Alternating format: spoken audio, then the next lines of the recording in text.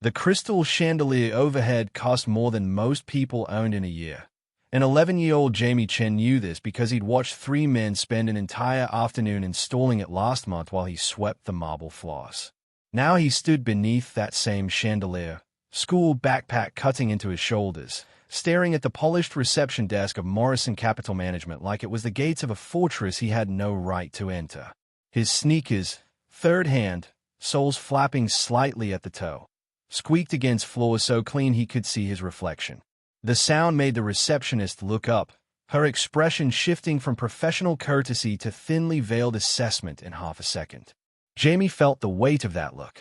He'd felt it before, in grocery stores when his mom counted coins, in school offices when he couldn't pay activity fees, in every space where his worn clothes and careful silence marked him as different. The lobby smelled like leather and something else he couldn't name. Money, maybe, or the particular chemical blend of expensive cleaning products used only in buildings like this. Behind him, through floor-to-ceiling windows, Manhattan glittered in the late afternoon sun. 4 to 7 floors up. He'd counted on the elevator ride, watching the numbers climb while his stomach dropped. His mother cleaned these offices every Tuesday and Thursday night, 11 p.m. to 6 a.m., invisible to the people who worked here during daylight hours. She'd been doing it for 3 years, ever since his father died and the hospital bills had swallowed everything they had. Jamie sometimes came with her during school breaks, doing homework in supply closets, learning to be quiet and small and unnoticed. But today he needed to be seen. "Can I help you?" The receptionist's tone suggested she very much hoped she couldn't. Jamie's throat felt dry. "I need to speak with Mr. Harrison Blackwell." The name landed in the pristine lobby like a stone through glass. The receptionist's perfectly shaped eyebrows rose. "Do you have an appointment?" "No, but—" "Mr. Blackwell doesn't see anyone without an appointment." She turned back to her computer screen, dismissal complete. Jamie's hands tightened on his backpack straps. Inside was the letter from his school, the one that explained about the scholarship exam, about the opportunity that only came once. The test was in 6 weeks. The prep course cost $3,000. His mother worked 70 hours a week and still couldn't afford it. They'd applied for financial aid, for grants, for every option the school counselor suggested, and every door had closed. Except one. Mr. Harrison Blackwell had founded a charitable foundation. Jamie had researched this in the school library, printing pages with the 10 cents per sheet he'd saved from lunch money. The foundation claimed to help deserving young people achieve their dreams. The website showed photos of smiling kids holding certificates. Jamie had memorized every detail, practiced what he would say, mapped out this moment in his mind 100 times. The elevator dinged. A man stepped out, and the entire lobby seemed to rearrange itself around him. Late 50s, silver hair swept back, suit that probably cost more than Jamie's mom made in 6 months. He moved like someone who'd never questioned whether his space belonged to him. "Mr. Blackwell." The receptionist's voice transformed, warm and bright. "Your 4 o'clock called to confirm." Harrison Blackwell nodded, barely glancing at her. His gaze swept the lobby and stopped on Jamie. For 3 seconds, they stood there. Jamie felt his heart hammering against his ribs. This was it. The moment he'd come for. He'd practiced in front of the bathroom mirror, had written down exactly what he needed to say, had prepared himself for every possible response. What he hadn't prepared for was the way Harrison Blackwell's lip curled, just slightly, before his expression settled into something that might have been amusement on someone else but on him looked like contempt. "Who let you in, hey?" Blackwell's voice carried across the lobby, sharp and clear. "Before we go any further, I want to know something. Where in the world are you watching this from? Drop your city and country in the comments. I love seeing where these stories reach, and it helps me understand who's part of this community. Your answer might surprise you about what happens next." Jamie forced himself to speak. "Mr. Blackwell, my name is Jamie Chen. I go to PS 147. I know about your foundation, about how you help students, and You walked into my building, into my lobby, to ask me for money." Blackwell said it like he was identifying something distasteful he'd stepped in. "Do you have any idea how many people try this? How many sob stories I hear every week. Heat rushed to Jamie's face. It's not a sob story. There's a scholarship exam. Let me guess. You're very smart. You work very hard. You just need a little help. Blackwell crossed his arms. The receptionist watched, her expression carefully neutral. But Jamie saw two other people had emerged from offices, drawn by the exchange. Tell me something. Where's your mother right now? Jamie's hands trembled. She's working. Of course she is. And she sent you here to beg because she knew a child would be harder to turn away. Blackwell's voice dripped with disdain. It's manipulative. It's transparent. And it's exactly the kind of entitled behavior that makes me question these programs in the first place. Something cracked open in Jamie's chest. My mom doesn't know I'm here. She would never. She works 2 jobs. She cleans offices, including this one, Tuesday and Thursday nights. Oh, even better. Blackwell laughed, a short, harsh sound. The cleaning woman's son. How progressive. How very American dream of you. He turned toward his office, then paused. Tell me something, kid. What makes you think you deserve this scholarship? Why should I care about your prep course? Jamie's vision blurred at the edges. Everyone was watching now. He could feel their eyes, could sense their judgment or pity or worse, their entertainment. He was a show, a distraction in their expensive afternoon. His backpack felt impossibly heavy. Inside were his report cards, straight as for 3 years, even when he'd done homework by flashlight because they couldn't afford to keep the electricity on. Inside was the letter from his teacher explaining that he tested at a 10th grade level in mathematics, that he'd taught himself coding from library books, that he had exceptional potential. Inside was the application for the prep course, filled out in his careful handwriting. Inside was everything he had to offer, and Harrison Blackwell had decided it was worthless without even looking. I don't deserve it, Jamie heard himself say. His voice came out quieter than he'd intended, but steady. Nobody deserves anything. But I'll work harder than anyone else you'd give it to. I'll make sure every dollar matters. And someday, he stopped, swallowed. Someday I'll pay it back. Blackwell studied him for a long moment. Then he smiled, and it was the coldest thing Jamie had ever seen. Tell you what, kid. I'm feeling generous today. Let's make this interesting. He gestured broadly, including everyone in the lobby. You want your $3,000. Own it. Prove you as smart as you claim. He walked to the receptionist's desk, pulled out a business card, and handed it to Jamie. This is my private email. Send me a business plan. A real one. Market analysis, financial projections, competitive landscape, the whole package. Show me you understand how the world actually works. Jamie took the card. His fingers felt numb. You have 1 week, Blackwell continued. If your plan is good enough, and I mean truly exceptional, the kind of thing my MBA analysts produce, I'll fund your prep course. If it's not, he shrugged. Well, then you'll have learned a valuable lesson about reaching beyond your capabilities. Someone in the gathering crowd whispered something. Someone else laughed, quickly stifled. Of course, Blackwell added, voice dropping to something that might have been kindness on anyone else. If you can't do it, I'll understand. Not everyone is cut out for this level of thinking. There's no shame in knowing your limitations. Jamie looked down at the card in his hand.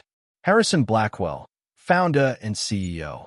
The edges were sharp, perfectly cut, expensive cardstock that felt like it would never bend. He thought about his mother's hands, raw from cleaning solutions. He thought about his father's hospital room, the machines that had counted down his final days in steady beeps. He thought about the scholarship exam in 6 weeks, and the door it could open, and the life that stretched beyond it, a life where he could take care of his mother instead of watching her destroy herself taking care of him.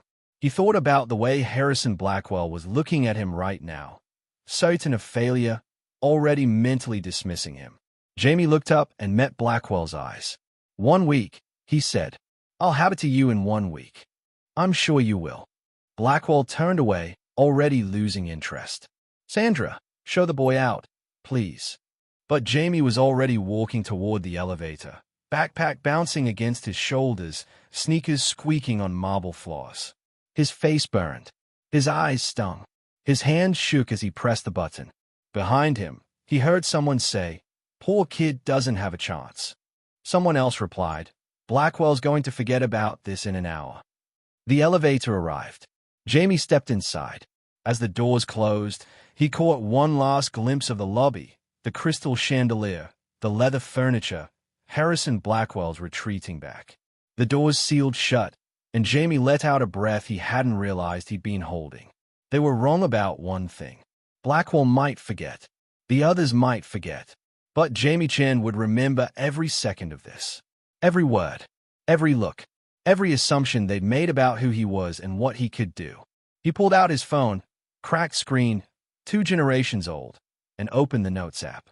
He had 1 week, 7 days, 168 hours. And he had something none of them knew about. Something he'd been building in secret for 8 months. Something his 6th grade teacher, Mr. Rodriguez, had helped him develop after school. Something that might just be exceptional enough to prove Harrison Blackwell wrong. The elevator descended. Jamie's reflection stared back at him from the polished walls. Small, young, out of place. But his eyes were dry now, and his hands had stopped shaking. 1 week. He could do this. He had to.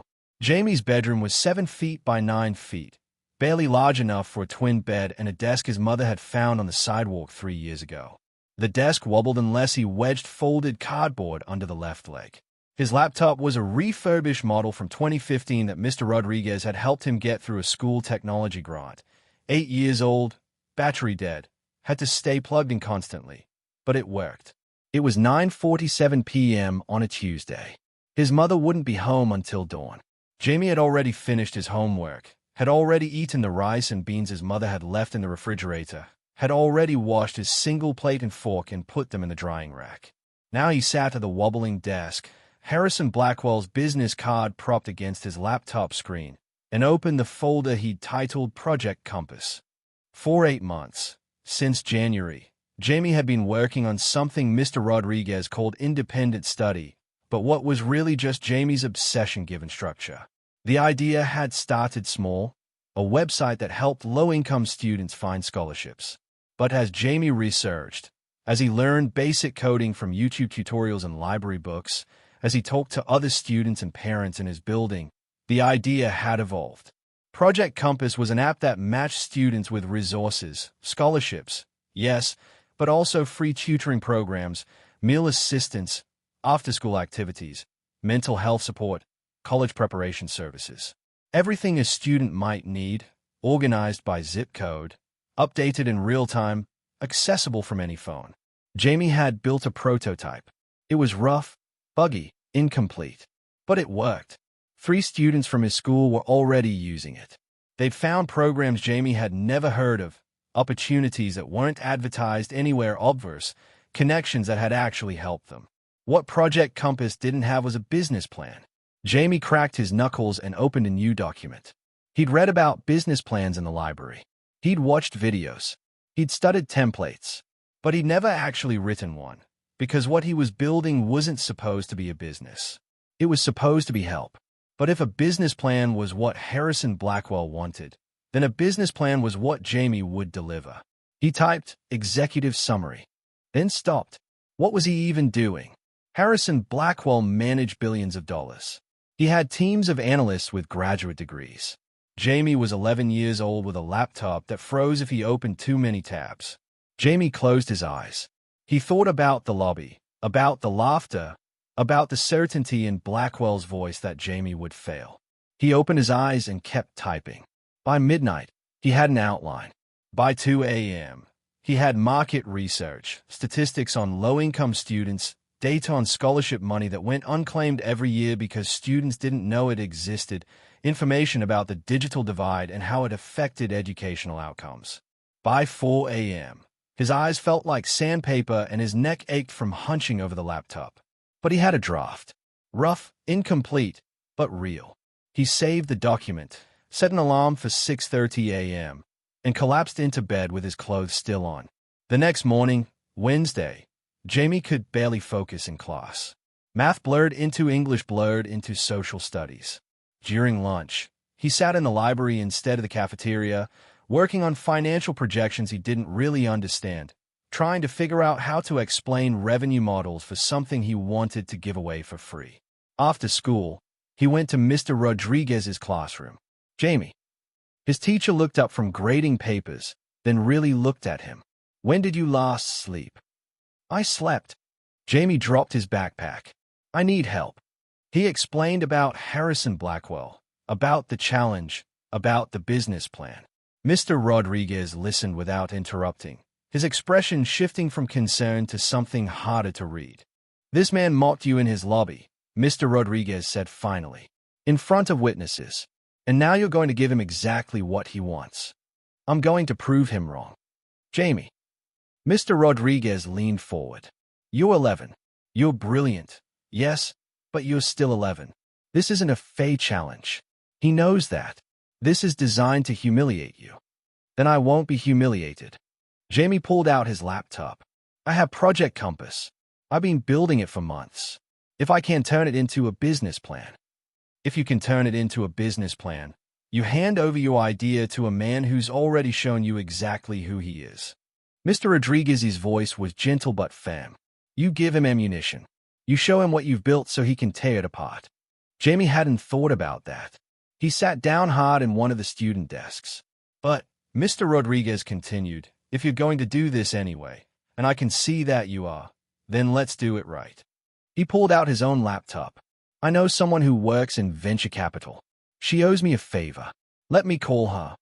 By Thursday evening, Jamie had spoken with Mr. Rodriguez's friend via video call, a woman named Patricia who'd asked him detailed questions about Project Compass, about his users, about his vision. She'd helped him understand concepts like social impact investing and scalable solutions. She'd sent him examples of successful business plans from education technology startups. Your idea is good, Patricia had said before ending the call. Really good. Don't let anyone tell you otherwise. Friday and Saturday blurred together. Jamie wrote and rewrote. His mother asked why he wasn't sleeping, and he told her he had a big school project. She looked at him with concern but didn't push. She was too exhausted from her own work to press for details. Sunday afternoon, Jamie sat back and looked at what he'd created. The business plan was 23 pages. It had market analysis showing that over $100 million in scholarship money went unclaimed annually. It had financial projections demonstrating how Project Compass could operate as a non-profit with corporate sponsorships and foundation grants. It had a detailed technical roadmap for building out the platform. It had testimonials from the 3 students already using his prototype. It had everything Harrison Blackwell had asked for. Jamie read through it one final time, checking for typos, making sure every citation was correct, verifying every number. His hands trembled slightly. This was everything he'd been working on for 8 months, condensed and packaged and about to be sent to a man who would probably delete it without reading. But maybe, Blackwell would read it. Maybe something in these pages would make him see that Jamie wasn't just the cleaning woman's son begging for spare change. Maybe the plan was good enough to earn what Jamie needed. Or maybe this was exactly what Mr. Rodriguez had warned about, handing ammunition to someone who'd already shown his cruelty. Jamie thought about his father, about the last conversation they'd had before the cancer took his ability to speak. His father had gripped Jamie's hand and said, "Don't make yourself small for anyone. You hear me? Don't ever make yourself small." Jamie attached the business plan to an email. He typed, "Mr. Blackwell, as requested, please find attached my business plan for Project Compass. Thank you for this opportunity. Respectfully, Jamie Chen." His finger hovered over the send button. He thought about the lobby, about the chandelier, about the way everyone had looked at him like he was a problem to be removed. He thought about the scholarship exam in 5 weeks, about the door it could open, about proving that he belonged in spaces like that even when people like Harrison Blackwell said he didn't. He pressed send. The email disappeared from his drafts folder. A moment later, a confirmation appeared, message sent. Jamie closed his laptop and sat in the silence of his tiny bedroom. Outside, the city hummed with evening traffic. His mother would be leaving for work soon. Jamie would do his homework, would eat dinner alone, would try to sleep while wondering if Harrison Blackwell had opened the email, if he was reading the plan right now, if anything Jamie had written mattered at all. Monday morning arrived. No response. Monday afternoon. Nothing. Tuesday passed in silence. By Wednesday, Jamie had convinced himself the email had gone to spam, or Blackwell had deleted it immediately, or the entire thing had been a joke and he'd fallen for it like the naive kid everyone thought he was. Thursday after school, Jamie was in the library working on actual homework when his phone buzzed. An email notification from harrison.blackwell@morrisoncapital.com. Subject: Business plan. Jamie's heart stopped. His hand shook so badly he could barely unlock his phone. He opened the email. Mr. Chen, it began. Formal. Cold. I have reviewed your submission. Come to my office tomorrow at 4 p.m. Come alone. HB. That was it. No indication of whether the plan was good or bad, whether Jamie had succeeded or failed, whether he'd earned the funding or the humiliation. Just come to my office. Jamie read the email 17 times. Each time, his stomach twisted tighter. This could be good news. If Blackwell hated the plan, why bother meeting? Or it could be worse than rejection. It could be Blackwell planning to mock him again, this time in private, this time with specific details about everything Jamie had gotten wrong. You okay? Mr. Rodriguez had appeared beside his table. You look like you've seen a ghost. Jamie showed him the email. Mr. Rodriguez read it twice. You don't have to go. Yes, I do. Jamie. I sent the plan. Now I see it through. Jamie stood up, gathering his things. Whatever happens tomorrow, at least I'll know. That night, Jamie barely slept. He kept imagining the meeting, kept trying to prepare for every possible outcome. At 2 a.m., he gave up and reviewed his business plan again, memorizing key points, rehearsing explanations. At 3:30 p.m. Friday, Jamie stood outside Morrison Capital Management again. Same chandelier, same marble floors, same building that felt designed to make him feel small. But this time, when he approached the reception desk, Sandra looked at him differently. Not warm. She would never be warm, but with recognition. Mr. Chen, she said, and the fact that she knew his name felt significant. Mr. Blackwell is expecting you. 4th to 7th floor, corner office. The elevator requires a key card. I'll escort you up. Before we continue, I need to ask you something. If you've made it this far in this story, do me a favor. Hit that like button. Drop a comment telling me what you think is about to happen. Share this with someone who needs to hear it, and make sure you subscribe so you don't miss what comes next. And check the description box below for more stories that will completely change how you see the world. The elevator ride felt longer this time, even though it was the same 4 to 7 floors. Sandra didn't speak. Jamie watched the numbers climb and tried to control his breathing. The doors opened directly into a reception area so luxurious it made the ground floor lobby look modest. Sandra led him through glass doors into an office that was probably larger than Jamie's entire apartment. Harrison Blackwell sat behind a desk that looked carved from a single piece of dark wood. Floor-to-ceiling windows behind him framed the Manhattan skyline. He was reading something on his computer screen, didn't look up when Jamie entered. Sandra left, closing the door behind her. The silence stretched. Jamie stood there, backpack on his shoulders, waiting. Finally, Blackwell looked up. Sit, he said. Jamie sat in one of the leather chairs facing the desk. His feet barely touched the floor. Blackwell steepled his fingers. I read your plan. Jamie's mouth was too dry to respond. All 23 pages. Every citation. Every projection. Blackwell's expression was unreadable. Do you know what I expected to find? Jamie shook his head. Garbage. Childish thinking. Borrowed ideas poorly understood. Blackwell leaned back in his chair. I expected to spend 5 minutes confirming you were exactly what you appeared to be. A desperate kid reaching far beyond his abilities. The words hit like physical blows. Jamie forced himself to keep eye contact, to not look down, to not make himself small. Instead, Blackwell continued, and his tone shifted to something Jamie couldn't identify. I found this. He turned his computer screen around. On it was Jamie's business plan, but covered in notes, highlights, comments, questions written in the margins. Blackwell had read every word, had actually engaged with it. The screen showed page 16, the section on scalability, where Jamie had proposed a partnership model with existing nonprofits. This model, Blackwell tapped the screen, is actually innovative. The way you've structured corporate sponsorships to offset operational costs while maintaining free user access. I've seen professional consultants propose worse solutions. Jamie's heart was pounding so hard he could barely hear over it. Your market analysis is solid. Your understanding of the problem is personal, yes, but also comprehensive. Your financial projections are conservative, which shows maturity. Blackwell counted points on his fingers. The technical roadmap is ambitious but achievable. The social impact measurements are clearly defined. He paused. Tell me something, Mr. Chen. Who helped you write this? And there it was. The doubt. The assumption that an 11-year-old couldn't possibly have done this alone.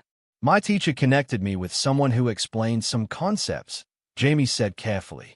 But I wrote every word. The idea is mine. The research is mine. The prototype is mine.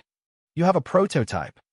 Jamie pulled out his phone, cracked screen, held together with a case from the dollar store, and opened Project Compass. He handed it to Blackwell. For 5 minutes, Blackwell navigated through the app, testing features, checking links, reading the resources Jamie had compiled. His expression never changed, but his eyes narrowed in concentration. Finally, he handed the phone back. This is functional. It needs work, Jamie admitted. The interface is clunky. The search algorithm could be better. I want to add more features. How old are you? 11. And you built this yourself? Yes, sir. Blackwell was quiet for a long moment. Outside the windows, the city stretched in every direction, endless towers of steel and glass and ambition. I'm going to tell you something, Mr. Chen, and I want you to listen carefully. Blackwell's voice had lost its edge. I've been in business for 32 years. I've reviewed thousands of business plans. I've funded hundreds of ventures. I've built this company from nothing into what it is today. He gestured at the office, the view, the empire implied by everything around them. And in all that time, I've learned to recognize something very specific. A quality that can't be taught, can't be faked, can't be manufactured. He looked directly at Jamie. You have it. Whatever it is that makes someone capable of exceptional things, you have it. Jamie couldn't breathe. Your business plan isn't perfect, Blackwell continued, but it's better than it has any right to be. Your app isn't polished, but it works, and more importantly, it matters. You came to my lobby and asked for help, and I mocked you because I assumed you were another entitled kid with your hand out. Blackwell stood up, walked to the window, hands clasped behind his back. I was wrong. The words hung in the air between them. I'm not going to give you $3,000 for a prep course, Blackwell said. Jamie's heart dropped. He'd been so close. He'd proven himself, and it still wasn't. I'm going to give you $50,000, Blackwell finished. And I'm going to help you build Project Compass properly. The office tilted. Jamie gripped the arms of his chair. The prep course is included, Blackwell continued, turning back from the window. Consider it the first investment. But the real opportunity here isn't you getting into a better school, though you will. The real opportunity is what you've already built, what you could build with proper resources. He returned to his desk, pulled out a folder. I had my lawyers draw up a preliminary agreement. You're a minor, so your mother will need to sign. This establishes a mentorship arrangement and provides initial funding for Project Compass development. No strings attached. You maintain full ownership of your idea. I provide capital, guidance, and connections. Jamie took the folder with numb hands. The words on the page swam. Why? He heard himself ask. Why what? Why are you doing this? You didn't have to. You could have just said no. Blackwell sat down, and for the first time since Jamie had met him, something like actual emotion crossed his face.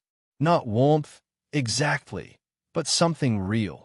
Because when I was 15 years old, I walked into a bank and asked for a loan to start my first business.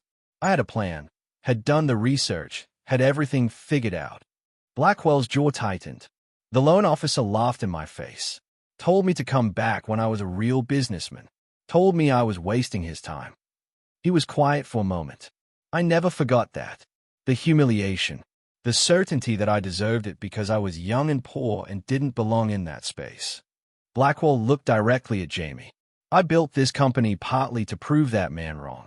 And I became successful. But somewhere along the way, I became him.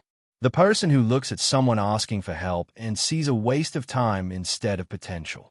He pushed the folder across the desk. You reminded me of that. You reminded me of what it's like to be dismissed because of what you appear to be instead of what you could become. Blackwell's voice hardened again. Back to business. So here's what's going to happen. You're going to take this agreement home. You and your mother are going to read every word. I'll have my assistant send you a lawyer referral if you want independent review.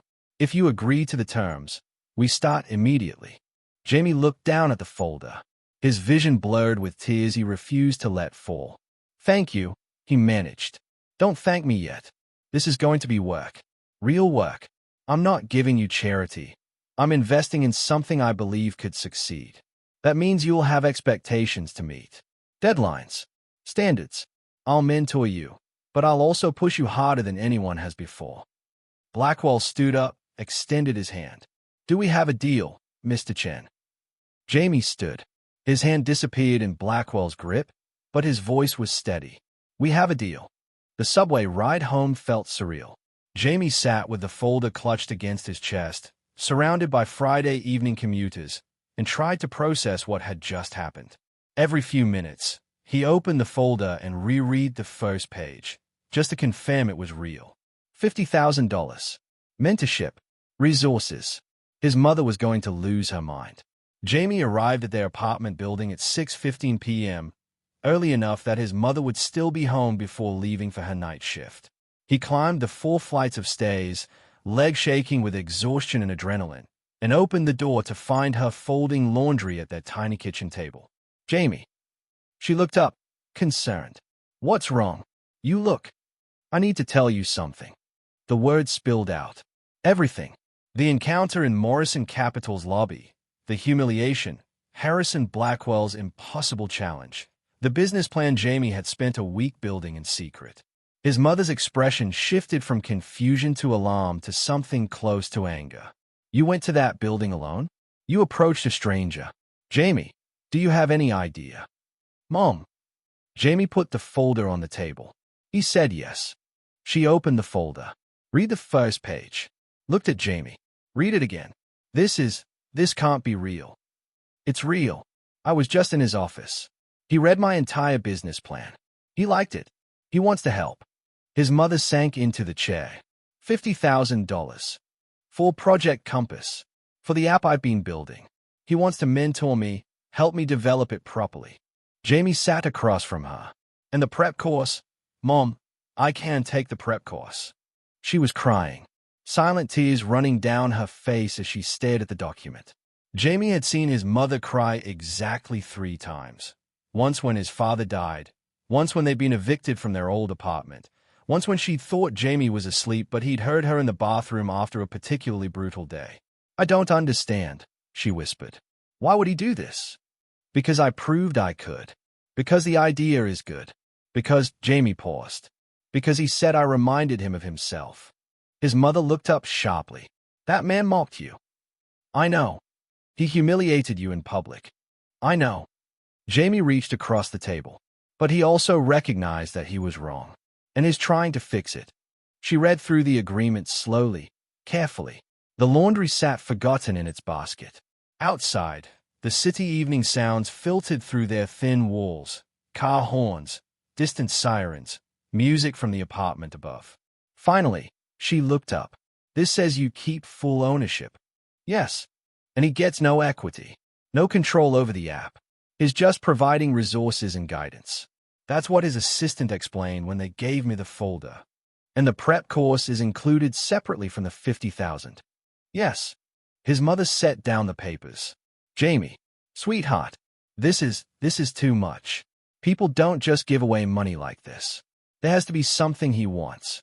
He wants Project Compass to succeed. He thinks it could actually help people. But why?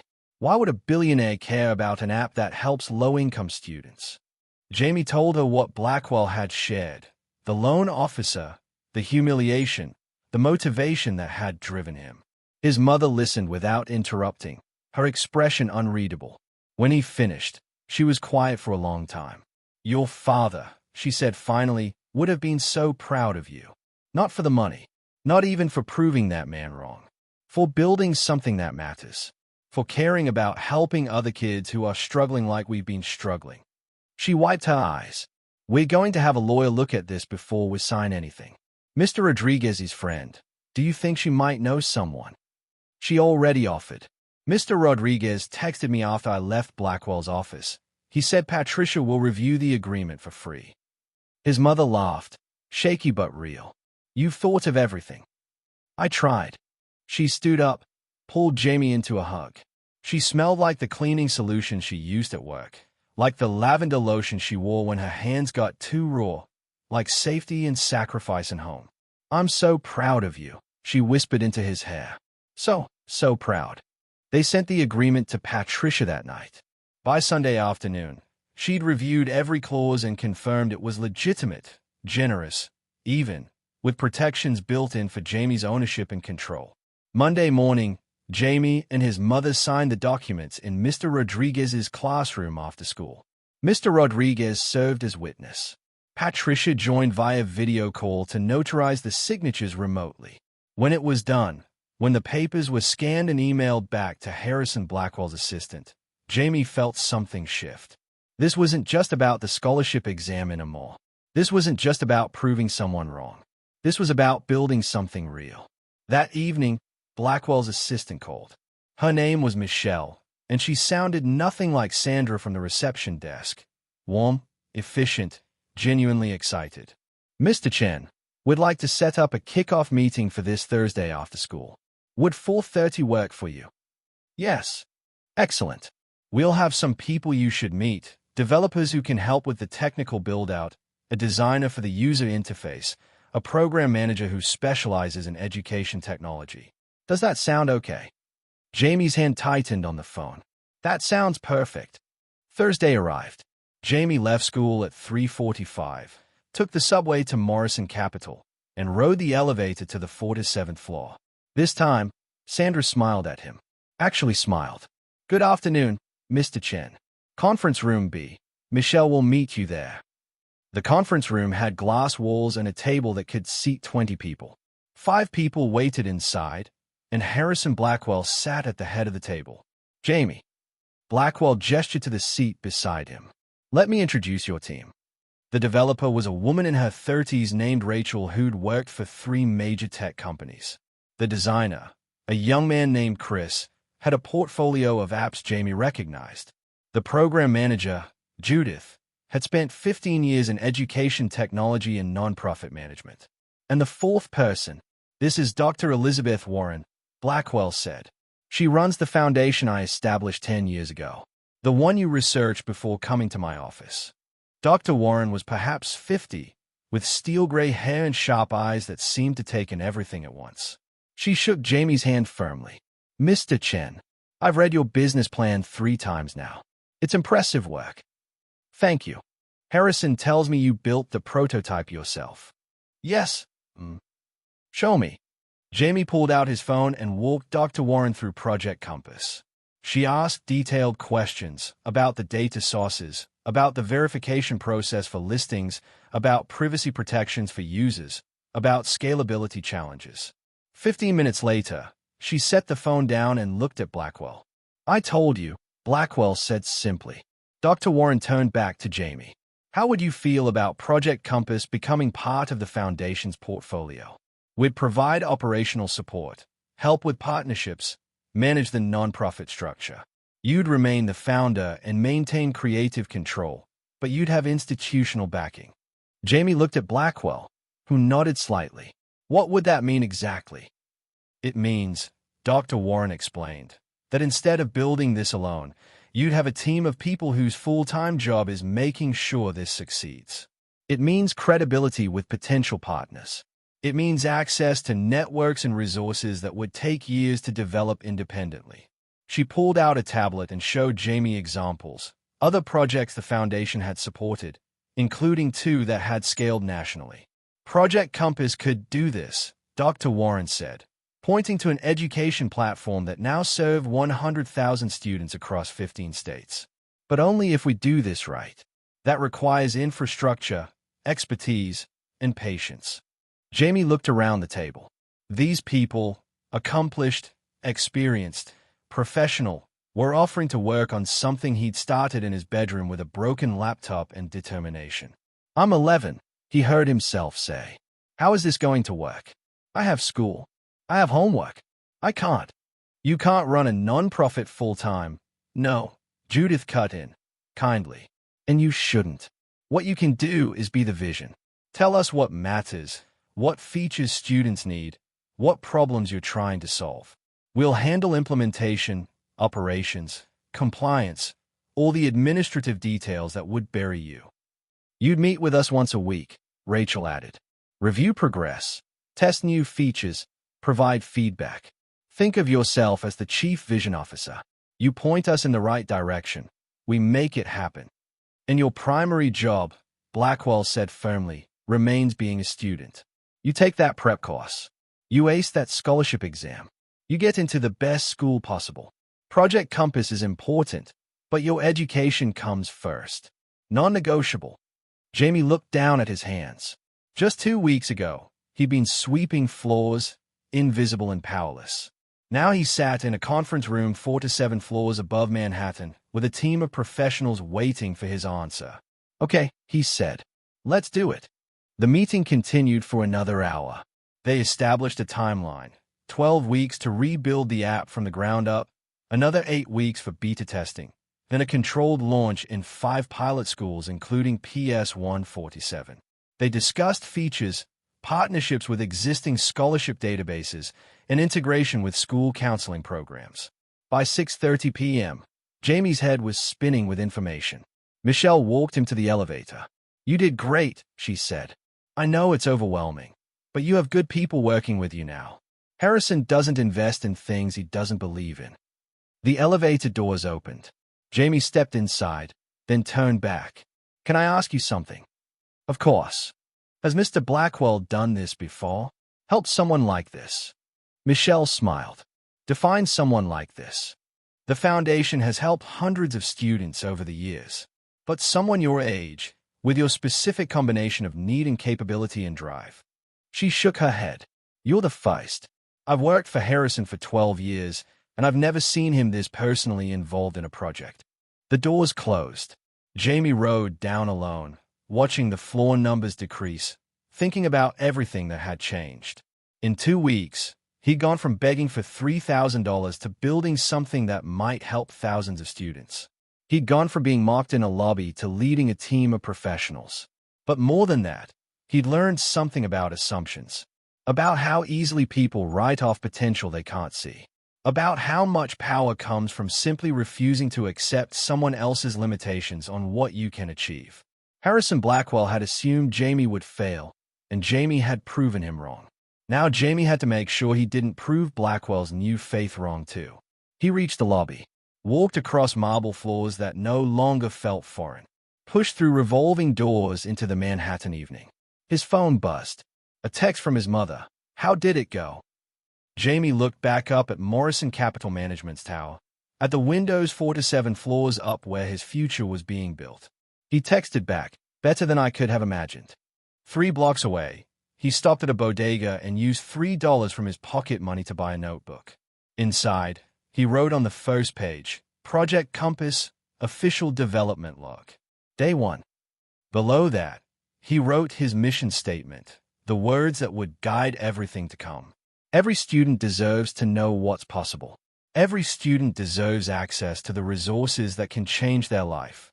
Every student deserves to be seen for who they could become, not dismissed for where they started." He closed the notebook and headed home, mind already racing with ideas for the next meeting.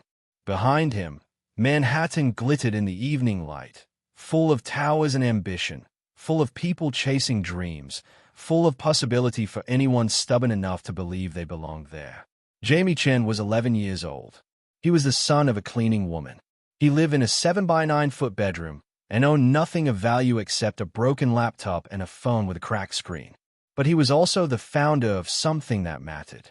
the leader of a team that believed in his vision. The proof that potential exists everywhere, in everyone, waiting only for someone to recognize it and give it room to grow. 2 weeks ago, Harrison Blackwell had sneered that Jamie would never make it. Jamie had pulled off the impossible instead. And now he was just getting started. 12 weeks passed in a blur. Every Thursday at 4:30 p.m., Jamie met with his team at Morrison Capital. They'd moved from the conference room to a smaller office, a working space with whiteboards covering every wall, sticky notes everywhere, multiple monitors showing different versions of Project Compass in development. Rachel taught Jamie proper coding practices, how to structure databases efficiently, how to think about user experience at scale. Chris showed him design principles, how colors and layouts could make the difference between an app someone used once and an app that became indispensable. Judith walked him through non-profit operations, partnership agreements, and the legal frameworks that would protect both Project Compass and its users. And Harrison Blackwell watched. He didn't micromanage, didn't interfere with the technical decisions. But he was there every Thursday, listening, occasionally asking a question that reframed an entire problem, pushing Jamie to think bigger. Don't build for your school, Blackwell said one evening when Jamie was explaining a feature set. Build for every school. What works in Manhattan must also work in rural Kansas, in South Central LA, in small-town Nebraska. If it only solves your specific problem, it's not scalable. Jamie learned to think systematically, to consider edge cases, to anticipate how people might misuse or misunderstand features. He learned that building something that mattered meant being responsible for how it worked in the real world, for real people, with real consequences. His mother noticed the change. Jamie was exhausted most nights, balancing homework and Project Compass work and the prep course that started 3 weeks after the contract signing. But he was also energized in a way she'd never seen before. Focused, purposeful, confident. You're different, she said one Sunday morning over breakfast. Different how? You used to carry everything so carefully, like you were afraid it would break if you moved wrong. She poured coffee into a chipped mug. Now you move like you trust yourself. Jamie thought about that while eating his cereal. She was right. Something fundamental had shifted. Not arrogance. He was too aware of how much he still didn't know for arrogance. But certainty. The bone-deep knowledge that he could figure things out. The challenges were puzzles to solve rather than walls that stopped him. The prep course was intense. 3 hours every Saturday, 40 other students, all from wealthier families, all with parents who'd paid full price without breaking a sweat. The first day, Jamie walked into a classroom at a test prep center on the Upper East Side and felt eyes tracking him, calculating, judging. But this time, he didn't shrink. He took his seat, opened his materials, and focused on the work. By week 3, he was consistently scoring in the top 5 on practice tests. By week 7, he was helping other students with math concepts they struggled with. By week 10, the instructor pulled him aside after class. Jamie, I've been teaching this course for 8 years. I've seen thousands of students. The instructor, Mr. Patterson, late 40s, patient and thorough, looked at him seriously. You're going to ace this exam. Not just pass. Ace it. You really think so? I know so. You have something most of these kids don't. You understand why you're here. For them, this is another box to check. For you, it's a bridge to somewhere you've decided you need to go. That makes all the difference. The scholarship exam was scheduled for the first Saturday in March, now just 2 weeks away. Jamie doubled down on studying, reviewing vocabulary, practicing essay structures, drilling math problems until patterns emerged automatically. Meanwhile, Project Compass was transforming. The rebuilt app looked professional, clean interface, intuitive navigation, robust search functionality. Rachel had implemented a verification system that ensured all listed resources were legitimate and up-to-date. Chris's design made the experience feel encouraging rather than overwhelming. Judith had established partnerships with 5 major scholarship databases and 3 national nonprofits. On the Thursday before the exam, the team gathered for their final pre-launch meeting. Beta testing starts Monday, Judith announced.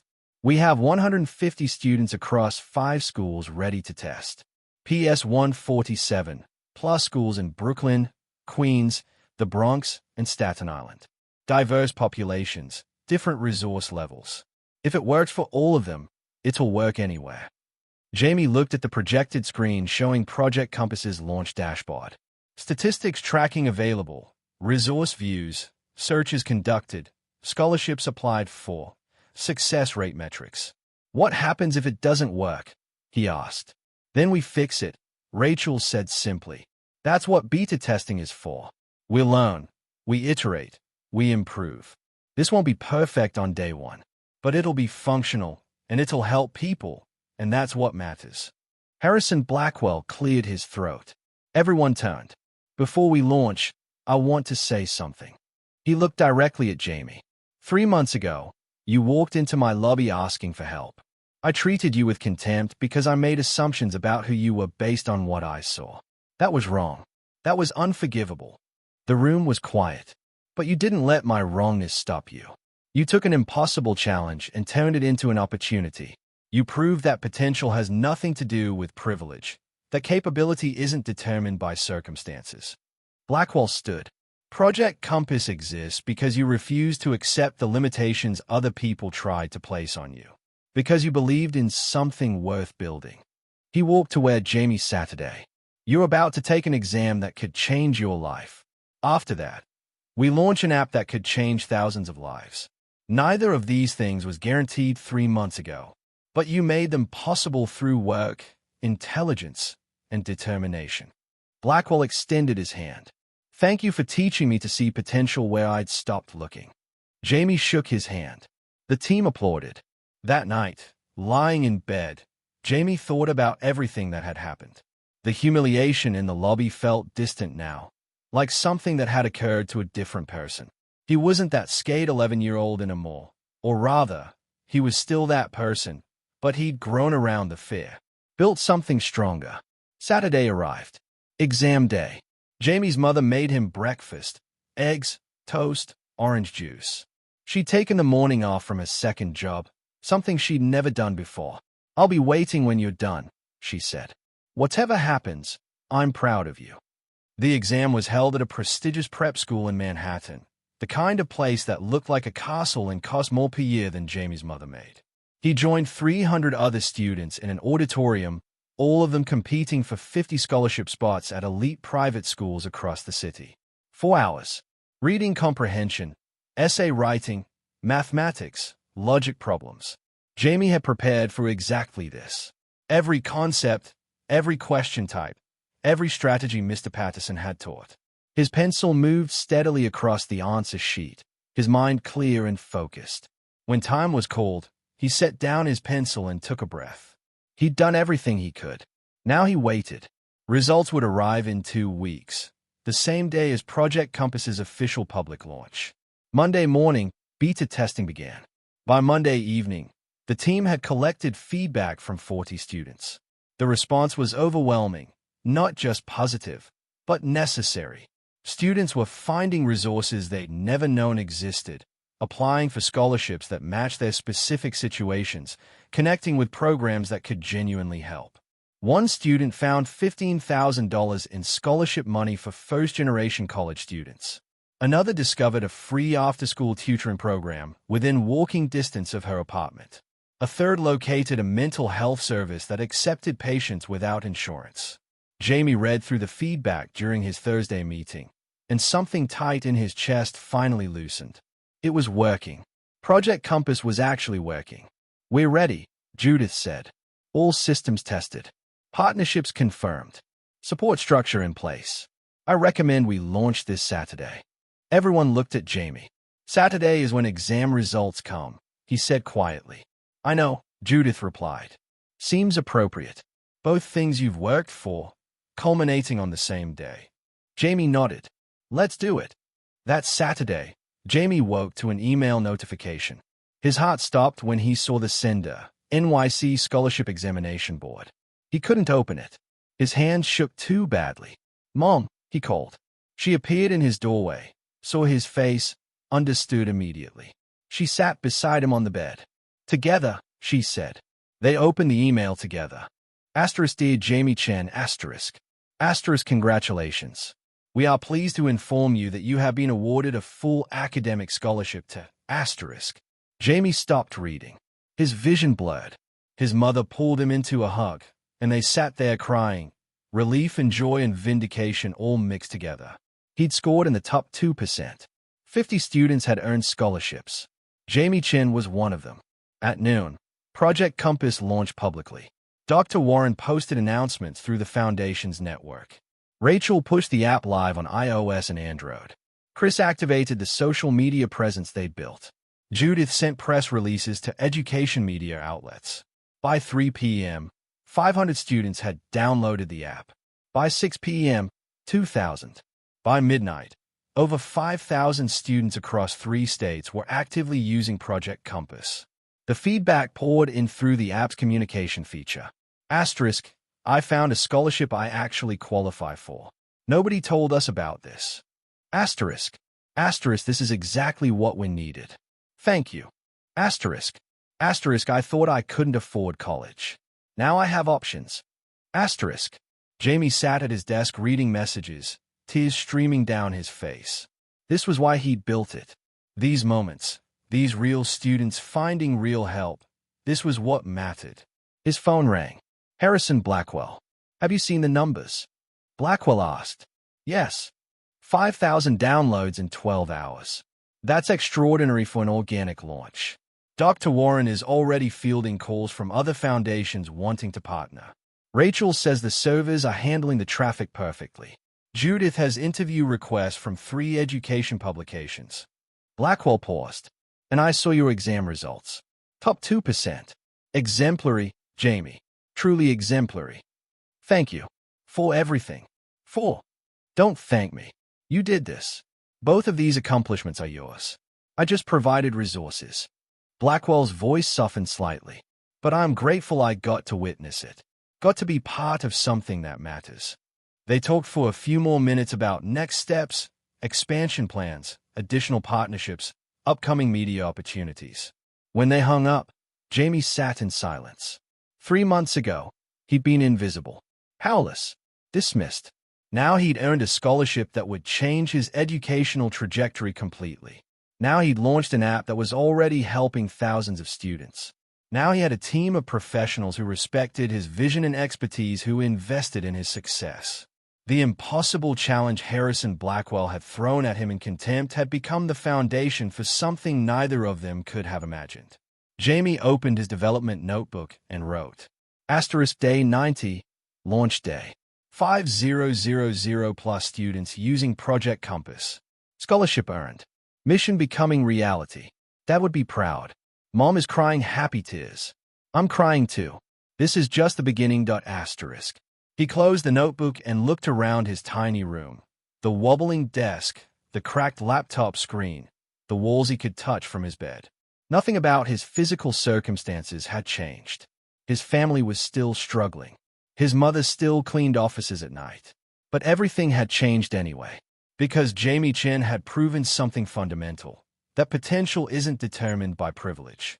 That capability exists everywhere, in everyone, waiting only for someone to recognize it and refuse to accept limitations placed on it by others. Harrison Blackwell had sneered that Jamie would never make it. Jamie had pulled off the impossible. And now, thousands of other students would have the chance to prove the same thing. The way you start doesn't determine where you can go, that resources and recognition can unlock potential that's always been there, that every person deserves the opportunity to become who they're capable of being. Project Compass wasn't just an app. It was proof. If you've made it this far, make sure to hit that like button, drop a comment sharing your thoughts, subscribe so you don't miss future stories, and share this with someone who needs to hear it. Check the description box below for more incredible stories that'll change how you see the world. 6 months later, on a warm September afternoon, Jamie Chen stood in the lobby of Morrison Capital Management for the 3rd time.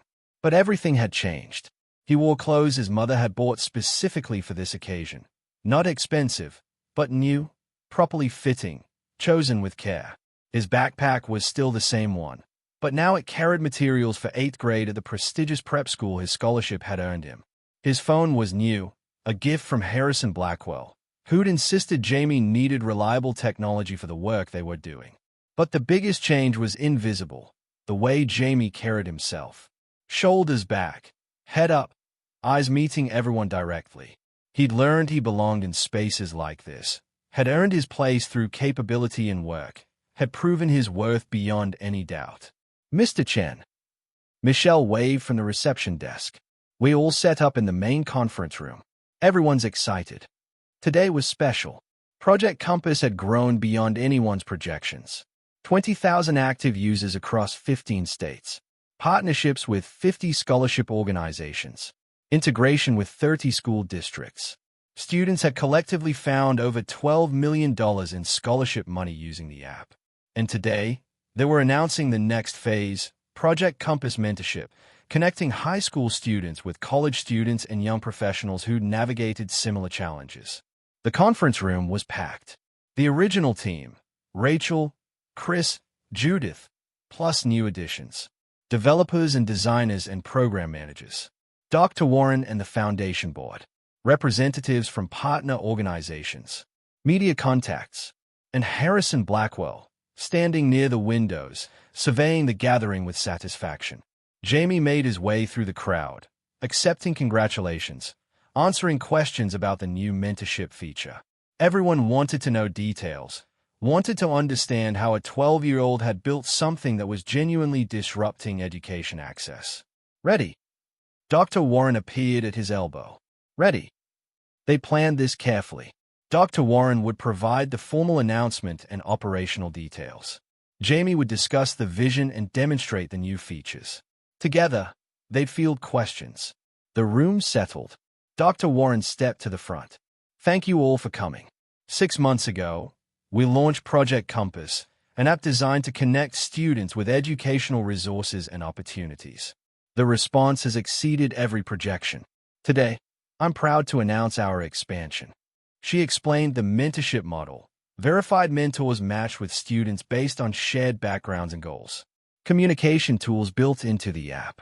Resources for mentors on effective guidance. Safeguard to protect student privacy and safety. Then she gestured to Jamie. But this isn't my vision to explain. Jamie, would you share why mentorship matters? Jamie stepped forward. The crowd fell silent. 6 months ago, standing in front of people like this would have terrified him. Now it felt natural. When I was building Project Compass, he began, I focused on information. Finding scholarships, locating programs, connecting students with resources. But I realized information isn't enough. You can know opportunities exist and still not believe they are for you. You can have all the facts and still not understand how to navigate systems designed to exclude you. He pulled up the app on the projection screen. Mentorship solves that. Someone who's been where you are, who's faced the same barriers, who can tell you not just what's possible but how to make it real. Jamie clicked through the interface. The app matches students with mentors who share their background. First-generation college students, low-income families, specific cultural communities. The mentor relationship is structured but flexible. Required monthly check-ins, optional additional contact, resources for both parties. He showed examples. A high school junior in Detroit matched with a college sophomore who'd graduated from the same school district. A student in rural Arkansas connected with a mentor who'd grown up in a similar small town. A daughter of immigrants paired with a young professional who'd navigated the same cultural challenges. This isn't about charity, Jamie said firmly. It's about recognition. About people who've made it reaching back for people still climbing. About breaking the isolation that comes from being first in your family to aim for college, first in your neighborhood to dream beyond survival, first in your generation to believe more is possible. The room was silent. Jamie could feel the attention, could sense the understanding spreading. We've recruited 500 mentors for our pilot program. College students, young professionals, people who are 1 to 5 years ahead of where our students are now. Close enough to remember the challenges. Far enough to provide guidance. Jamie advanced to the next slide. We're starting with 1,000 students across 10 cities. If this works, and we believe it will, we'll scale nationally within a year. Dr. Warren returned to the front. They fielded questions for 30 minutes. Journalists asked about scalability and funding. Partner organizations wanted to know about integration with existing programs. Board members inquired about metrics and assessment. Jamie answered the technical questions with confidence, explained his design decisions, defended his choices with data and reasoning. He sounded like what he'd become, a legitimate voice in education technology, despite being 12 years old. When the formal presentation ended, people crowded around Jamie. Business cards exchanged hands. Connection requests multiplied. Everyone wanted to partner, to contribute, to be part of what Project Compass was building. Harrison Blackwell watched from the windows, not interfering, but present. Eventually, the crowd dispersed. Evening arrived. The office emptied until only Jamie and Blackwell remained in the conference room. "You've come a long way," Blackwell said quietly. Jamie joined him at the windows. Manhattan stretched below, the city that had once felt so foreign, so impossible. Now it felt like home, like possibility, like proof that determination could overcome disadvantage. "Remember when I first came here?" Jamie asked. "Every detail. The way you looked at the chandelier. The way your hands shook when you asked for help. The way you refused to look down when I mocked you. You really thought I'd fail." "I was certain of it." Blackwell's reflection in the glass looked almost sad. "I'd convinced myself that people like you, people without advantages, without connections, couldn't compete. That the system worked because it filtered for capability, not because it reinforced privilege." He turned to face Jamie directly. "You proved me catastrophically wrong. And in doing so, you forced me to confront truths I'd been avoiding about how I'd built my success and what I'd done with it. The foundation was already helping people. The foundation was a tax write-off that made me feel virtuous without challenging me to change anything fundamental." Blackwell's voice was harsh, but directed at himself. "Project Compass is different. It's disruptive. It threatens the gatekeeping systems that people like me benefit from. And that's exactly why it matters." They stood in silence for a moment. "I've been thinking about expansion," Blackwell said finally. "Not just geographical. International. There are students in developing countries who face even greater barriers. Imagine Project Compass adapted for students in Africa, South America, Southeast Asia. Imagine a global network of opportunity mapping." Jamie's mind raced. "That's massive. So was launching an app as an 11-year-old. You did it anyway. I had help. And you'll have help for this too. But only if you want it. This is your creation, your vision. I'm just offering resources." Blackwell smiled slightly. "Well, resources and perhaps some hard-earned wisdom about scaling operations internationally." Jamie thought about students thousands of miles away, facing barriers he'd never experienced, dreaming of possibilities they couldn't access. Thought about how information and mentorship could bridge gaps, could open doors, could prove that potential existed everywhere regardless of circumstances. "Let's do it," he said. "But carefully. Research first, partnerships with local organizations, pilots before full launch. We can't just impose an American solution on different contexts." "Agreed." Dr. Warren has contacts at international foundations. "We'll build a research team, spend 6 months understanding needs and opportunities in target regions, then develop appropriately." Blackwell extended his hand. "Partners." "Partners," Jamie agreed, shaking firmly. His phone buzzed. A text from his mother. Asterisk done with work early. "Want to get dinner? Your choice." Asterisk. Jamie smiled. His mother had quit one of her 2 jobs last month. The first time in 3 years she'd had evenings free. The scholarship included a stipend for living expenses, and while it wasn't wealth, it was enough to make survival less crushing. She was sleeping more, smiling more, planning for the future instead of just surviving the present. "I need to go," Jamie told Blackwell. "Mom wants dinner." "How is she?" "Better. Still working too hard, but better." Blackwell nodded. "Give her my regards. And Jamie, enjoy your weekend. You've earned it." Jamie gathered his things and headed for the elevator. On impulse, he stopped at the reception desk where Sandra still worked, though she treated him completely differently now. "Sandra, can I ask you something?" Of course. That first day I came here, when I asked to see Mr. Blackwell. What did you think? Sandra looked uncomfortable. Do you really want to know? I do. She sighed. I thought you were another kid trying to scam your way into something you didn't deserve. I thought you'd waste Mr. Blackwell's time with some sob story. I thought, she stopped. I thought all the wrong things. And I'm sorry for that. Why did you think that? Because that's what I'd learned to think. That people asking for help were people trying to take advantage.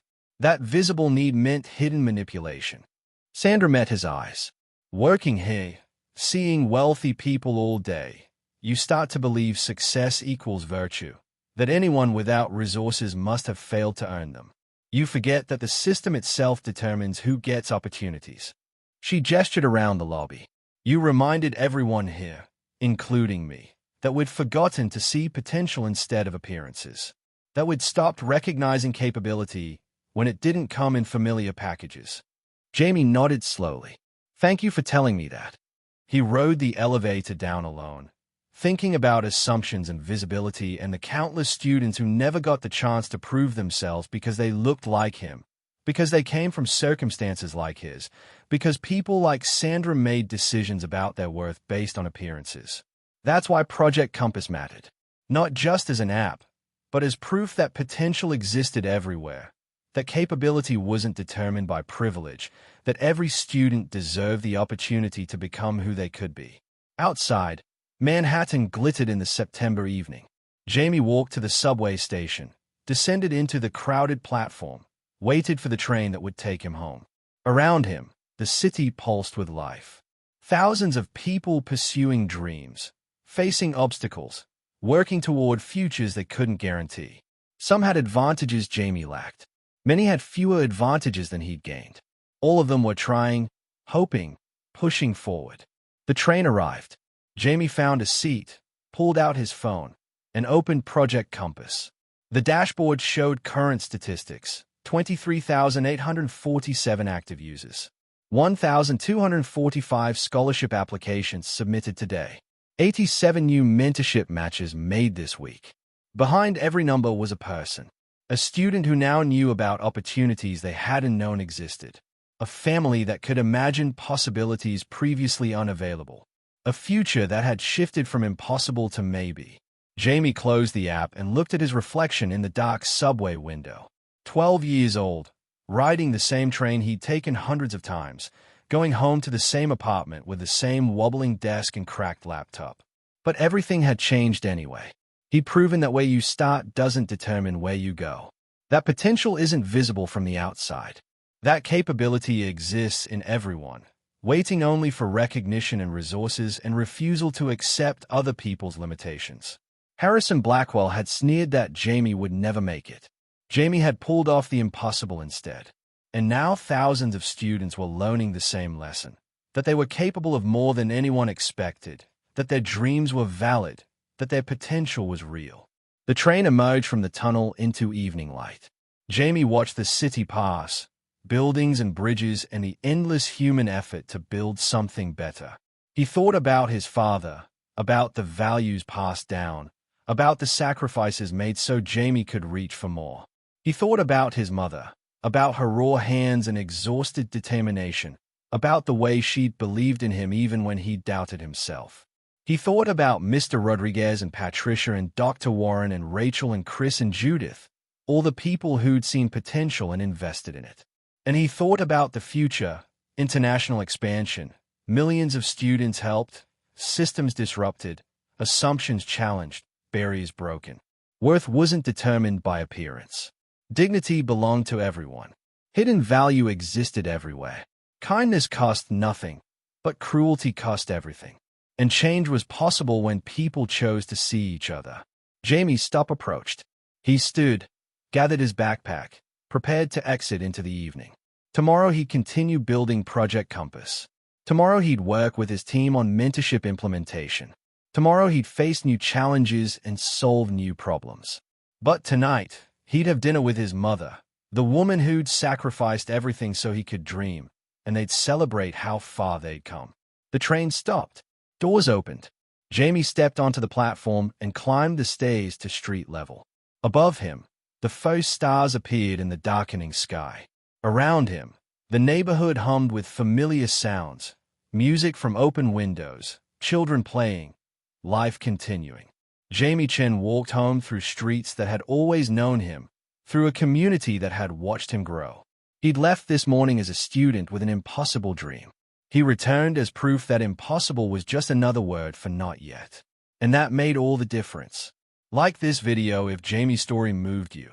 Comment what lesson you're taking away. Share it with someone who needs inspiration. Subscribe for more stories that change how you see potential. And check the description box below for more incredible journeys.